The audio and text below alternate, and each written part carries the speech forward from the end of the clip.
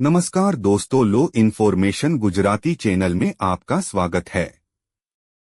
ऐसे ही और जानकारी के लिए लो इन्फॉर्मेशन गुजराती चैनल को शेयर और सब्सक्राइब करें। तो शुरू करते हैं आज के कानूनी टॉपिक। शादी के बाद महिलाओं के अधिकार क्या है? शादी सामाजिक तौर पर नए परिवारों को जोड़ती है।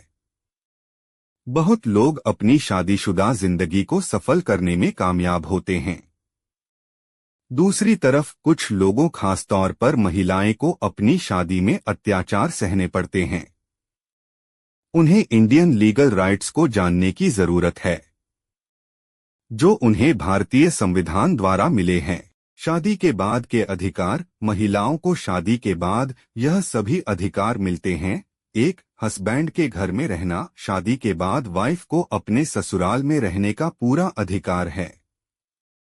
वह घर हस्बैंड द्वारा बनाया गया, किराए का, जॉइंट फैमिली का या फिर पुश्तैनी घर हो सकता है।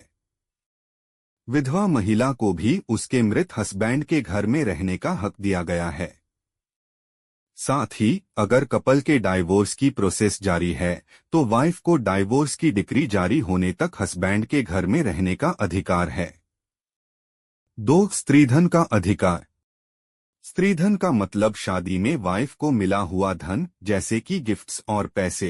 हिंदू उत्तराधिकार अधिनियम 1956 के सेक्शन 14 और हिंदू विवाह अधिनियम 1955 में सेक्शन 27 के तहत वाइफ अपना स्त्रीधन मांग सकती है।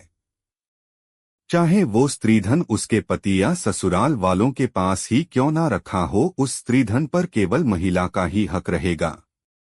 अगर कोई व्यक्ति महिला के स्त्रीधन को उसे देने से इनकार कर देता है तो घरेलू हिंसा से महिलाओं का संरक्षण 19A अधिनियम के तहत महिला शिकायत कर सकती है। 3. बच्चे की कस्टडी का अधिकार। अगर कपल का डाइवोर्स हो रहा है या हो चुका है तो वाइफ अपने बच्चे की कस्टडी ले सकती है, मुख्यतः जब बच्चा 5 साल से छोटा है। इसी के साथ अगर वाइफ अपना ससुराल छोड़कर जा रही है तो वो बिना किसी कानूनी कार्यवाही के अपने बच्चे को अपने साथ ले जा सकती है। और अगर घर में झगड़े की सिचुएशन पैदा होती है तो वाइफ अपने बच्चे की कस्टडी अपने पास रख सकती है, चाहे वाइफ और हस्बैंड को इक्वल कस्टडी राइट्स ही क्यों न मिले हुए हो। 4. अबॉर्शन कराने का अधिकार। Medical termination of pregnancy act 1971 के तहत महिला को यह अधिकार है कि वे अपनी मर्जी से अपने गर्भ में पल रहे बच्चे को खत्म कर सकती है। इसके लिए महिला को अपने ससुराल वालों या अपने पति की सहमति की जरूरत नहीं है। लेकिन अगर प्रेगनेंसी 24 हफ्तों से ज्यादा की हो चुकी है तो उसे अबॉर्ट कराने के लिए कोर्ट की परमिशन की जरूरत पड़ती है। कोर्ट से 24 हफ्तों से ज्यादा की प्रेगनेंसी खत्म करने का आर्डर बहुत रेयर केसेस में मिलता है। 5. संपत्ति लेने का अधिकार। 2005 के हिंदू उत्तराधिकार अधिनियम 1956 के संशोधन के तहत मैरिड या अनमैरिड बेटी अपने पिता की प्रॉपर्टी पर बराबरी का अधिकार रखती है।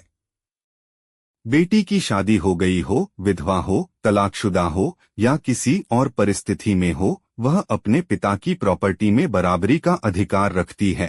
हालांकि अगर पिता ने विल बनाकर बेटी को बेदखल किया है तो विल के आधार पर उसे पिता की प्रॉपर्टी में हिस्सा नहीं दिया जाएगा। इसी तरह वाइफ अपने पहले हस्बैंड की प्रॉपर्टी पर अपना अधिकार जता सकती है।